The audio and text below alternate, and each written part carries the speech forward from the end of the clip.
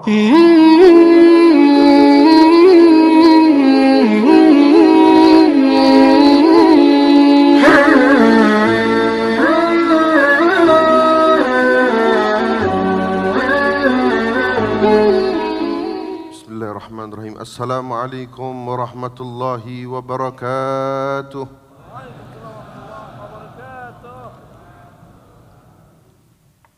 Alhamdulillah. Alhamdulillahilladzi jama'ana fi hadzal majma' walladzi ahdarana fi hadzal mahdharil mubarak.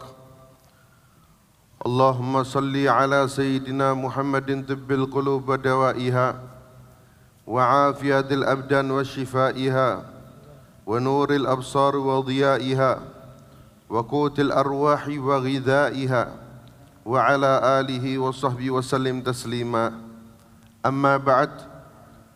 Rabbi shrah li sadri wa yassir li amri wahlul 'uqdatam min lisani yafqahu qawli. Bijahin nabi wa sahbi wal ali subhanaka la ilma lana illa ma 'allamtana innaka antal alimul hakim wa qur rabbi ighfir warham wa anta khairur rahimin amin ya rabbal alamin. Bismillahirrahmanirrahim. Nawayna ta'alluma wa ta'lim wa tadhakkura wa tadhkir wa naf'a wal intifa'ah wal hatha ala tamassuki bi kitabillah wa sunnati rasulillah sallallahu alaihi wasallam wa du'a ila al khair ibtigha' mardatillah wa qurbi wa thawabi subhanahu wa ta'ala. Puji syukur kehadirat Allah subhanahu wa ta'ala di pagi yang mulia, di hari yang mulia, bersama orang-orang yang mulia, di tempat yang mulia, memuji insan yang mulia, mengkaji ilmu yang mulia. Mudah-mudahan kita semua senantiasa diberikan umur yang panjang barokah, diberikan rezeki yang halal dan barokah, diberikan kekuatan iman yang penuh sampai ajal menjemput kita, ditutup dalam keadaan husnul khatimah. Yang kami muliakan para tamu undangan, para hadirin dan hadirat, kepada guru-guru kita, khususnya kepada Kiai Haji Abdul Karim, yang beliau Masya Allah mestinya beliau ini menyambut di tengah-tengah kita. Tapi kula selalu berhusnudzan kepada beliau, utamanya Ketua Takmir Masjid Ar-Rahman Mayangkara dan seluruh jajaran pengurus Mayangkara Group, dan yang sedang mendapatkan amanah umur dari Allah subhanahu wa ta'ala, yang kita doakan bersama Sugeng Ambal Warsoh Abah Haryanto, yang beliau kelahiran kalau enggak salah tahun 53. Mudah-mudahan diberikan umur yang panjang, sehat, barokah, senantiasa bisa mengayomi anak cucunya dan seluruh umat Nabi Muhammad sallallahu alaihi wasallam, termasuk yang menjadi wasilah pagi hari ini kita bisa bertatap muka, Bapak Haji Yani, putra Abah Haji Haryanto. Mudah-mudahan diberikan umur yang panjang, sehat, barokah. Hadirin hadirat yang dimuliakan oleh Allah subhanahu wa ta'ala, syukur kita haturkan kehadirat Allah subhanahu wa ta'ala dengan sebaik-baiknya syukur. Syukur diberikan nikmat sehat walafiat, syukur diberikan kenikmatan lapang waktu kita, syukur atas segala kenikmatan yang diberikan oleh Allah subhanahu wa ta'ala. Kalau orang yang syukur dengan mengucapkan alhamdulillah, atau syukur dengan tatkala mereka diberikan kemudian mereka berbagi, itu lumrah dan banyak. Tetapi Al-Quran sudah menegaskan kepada kita semua, a'udzubillahi minasyaitonirrajim wa qalilun min ibadiyasy syakur. Kalau yang syukur banyak, tapi yang pandai bersyukur itu sedikit, hadirin. Maka subhanallah, siapapun yang senantiasa bersyukur kehadirat Allah Subhanahu wa taala, Allah akan menambah dalam segala hal. Diberikan kenikmatan, sehat walafiat, nikmat tubuh yang sempurna, nikmat bernafas, nikmat berkedip, panca indera berfungsi dengan baik, maka senantiasa kita syukur kehadirat Allah Subhanahu wa taala atas nikmatnya, maka Allah Subhanahu wa taala akan menambah kesehatan untuk diri kita. Makanya di dalam satu makalah dikatakan idza kunta fi ni'matin far'aha fa innal ma'asi tuzillun ni'am. Kata Al-Imam Ali bin Abi Thalib karramallahu wajhahu wa radhiyallahu ta'ala anhu, seandainya engkau diberikan satu kenikmatan saja di antara banyak-banyak nikmat Allah, far'aha, jaga nikmat tersebut, fa innal ma'asi tuzillun ni'am, maka sesungguhnya dengan senantiasa seorang hamba melakukan kemaksiatan demi kemaksiatan, maka akan menghilangkan sedikit demi sedikit kenikmatan yang diberikan oleh Allah Subhanahu wa ta'ala. Kita nggak bisa merasakan, hadirin. Terus membangkang, terus maksiat, dikurangi nikmat-nikmatnya oleh Allah Subhanahu wa ta'ala tanpa dia terasa. Padahal itu bisa jadi bentuk istidraj, luluran dari Allah Subhanahu wa ta'ala. Alhamdulillah, pagi hari ini kita semua berkumpul syukur, diberikan nikmat yang luar biasa, diberikan masjid fasilitas yang luar biasa. Abah Haryanto juga bersyukur atas mulai kelahiran 53 sampai detik ini senantiasa diberikan sehat walafiat dan masih bermanfaat untuk umat Nabi Muhammad SAW, manfaat untuk semua masyarakat yang ada, utamanya di kota Blitar. Ini yang kita harapkan terus. Kita jaga nikmat yang diberikan oleh Allah Subhanahu wa ta'ala, supados Allah Subhanahu wa ta'ala senantiasa mengkucurkan nikmat-nikmatnya tanpa terhenti kepada kita semua. Ma'asyiral muslimin wal muslimat rahimakumullah.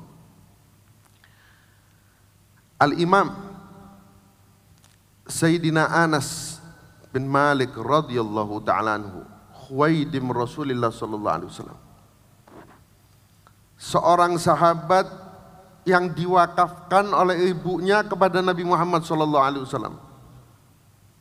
Sayyidina Anas bin Malik niki khadim Rasulullah, pembantu Rasulullah mulai umur 10 tahun, hadirin. Beliau mengatakan, demi Allah mulai saya dijadikan pembantu Rasulullah mulai umur 10 tahun oleh ibu saya.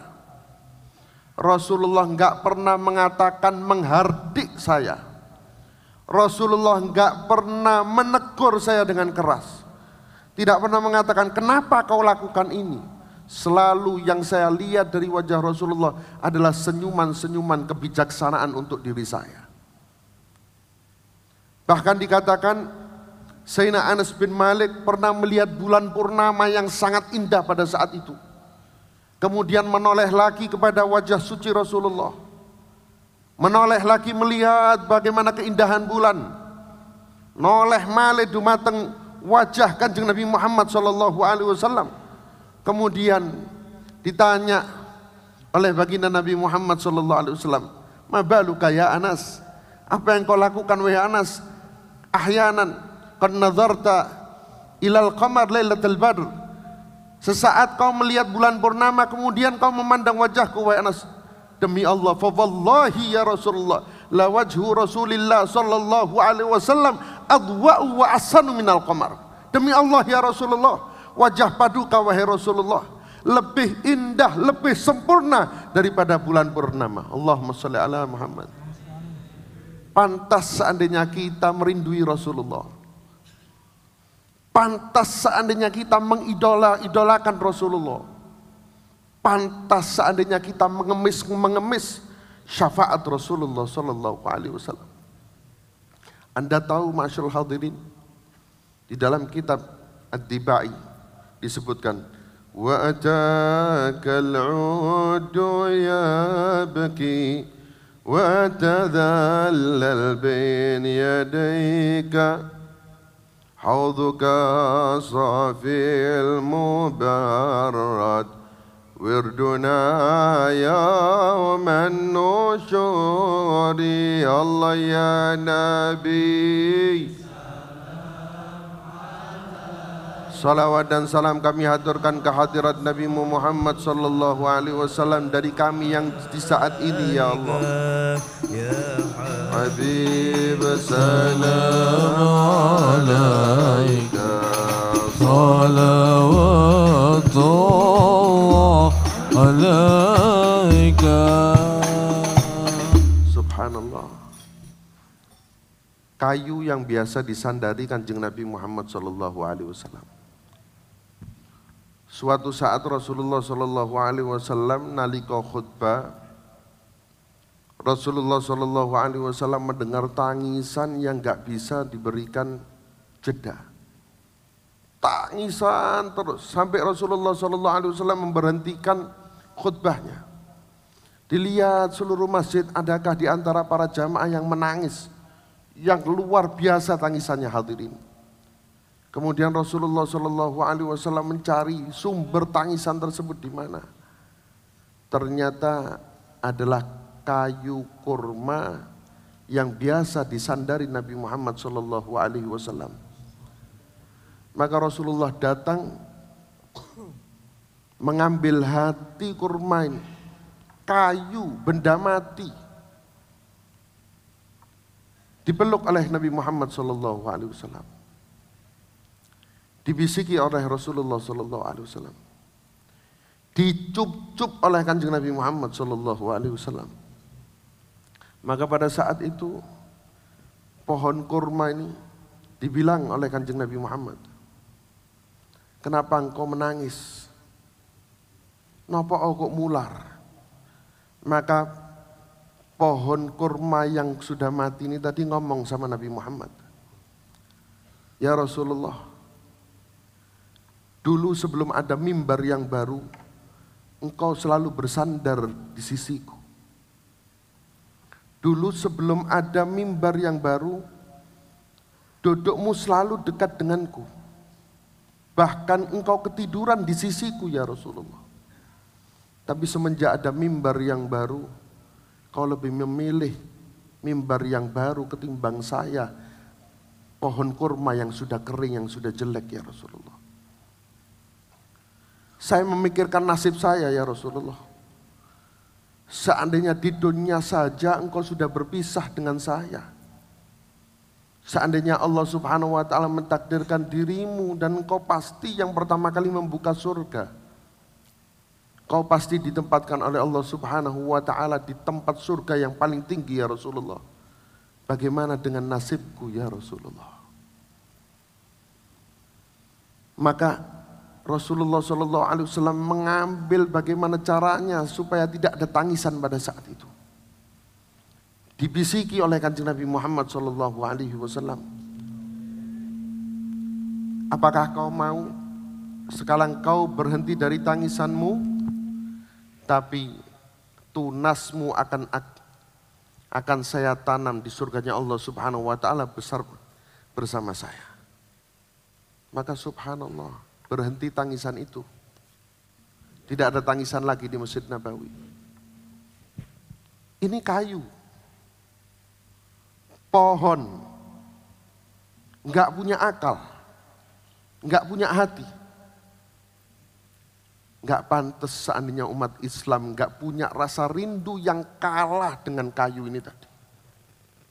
Kita harus punya rindu kepada Rasulullah lebih dari kadar untuk kayu itu.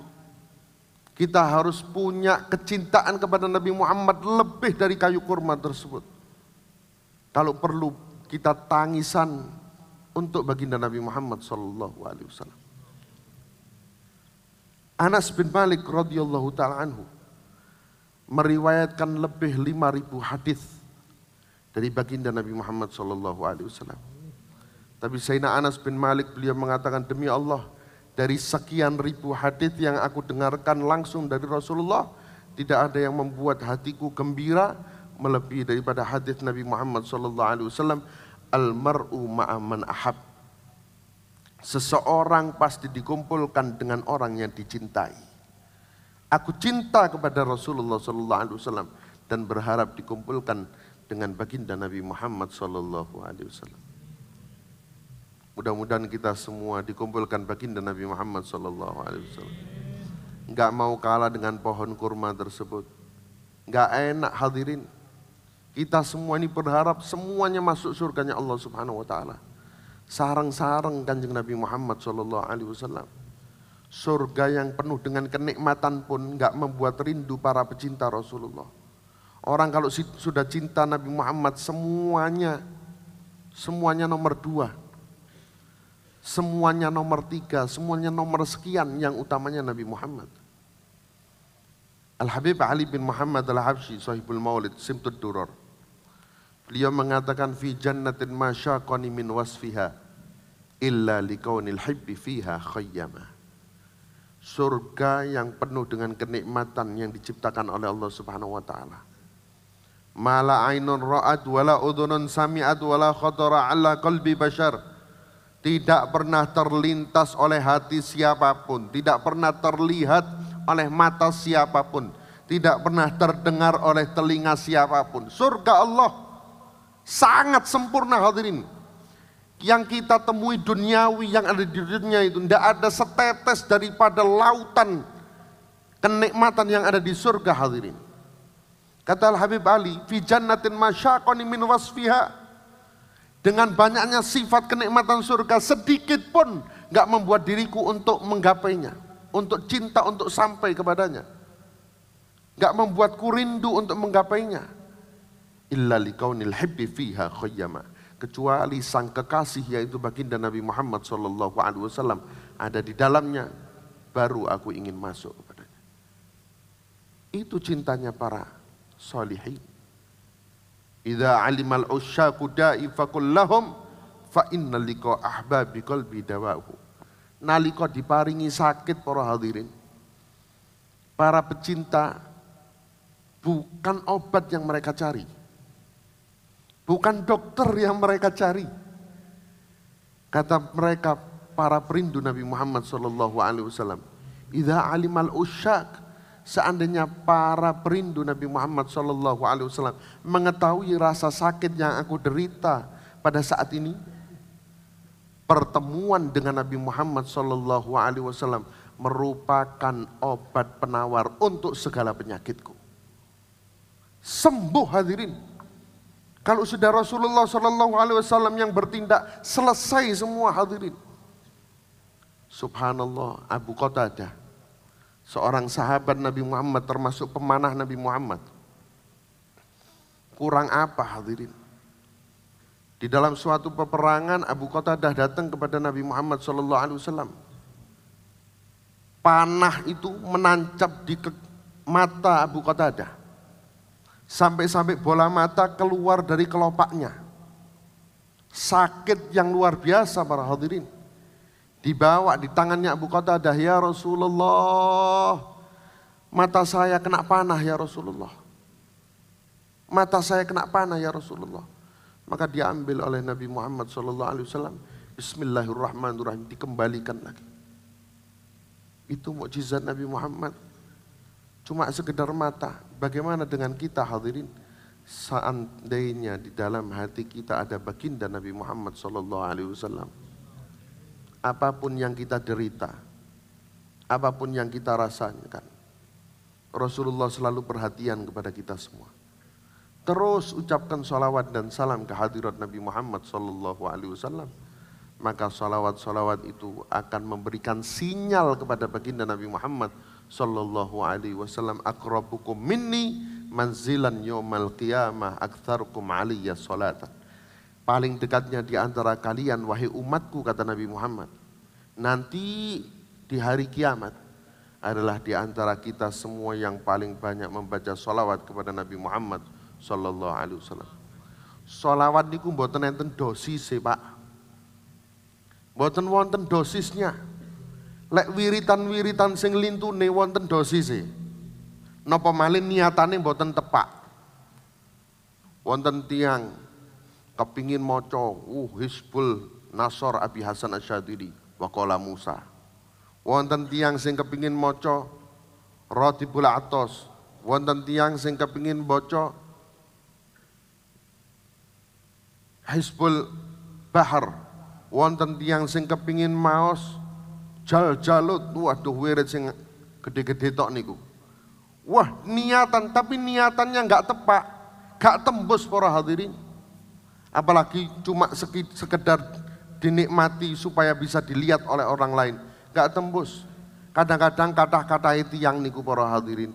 Lek umpami pun maos wirid niku niatane boten tepak.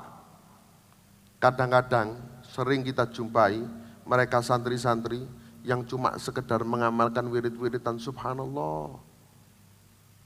Awan ngejak ngomong tembok, bengi munggah wong, isuk ngitung ruji, ngapunten alias stres. Niatannya gak tepak hadirin. Tapi seandainya kulolan panjenengan, sholawat itu beda, gak ada dosisnya. Gak ada dosisnya. Makanya para ulama mengatakan adimis sholata ala nabi Muhammadi faqabuluha hatman bighairi taraddudi a'maluna bainal qabuli wa raddiha illa sholata ala nabi Muhammadi. Langgengkan terus, kontinukan terus sholawat kepada Nabi Muhammad sallallahu alaihi wasallam, maka diterimanya sholawat tersebut merupakan hal yang pasti, gak ada keraguan sedikit pun. A'maluna bainal qabuli wa raddiha. Lek umpami amal kulalan panjenengan iki saged diterami, saged ditolak. Salat, sedekah, haji, umroh bisa diterima, bisa ditolak oleh Allah Subhanahu wa taala. Sombong, congkak, sulit untuk diterima para hadirin. Tapi subhanallah, kecuali sholawat Nabi Muhammad sallallahu alaihi wasallam.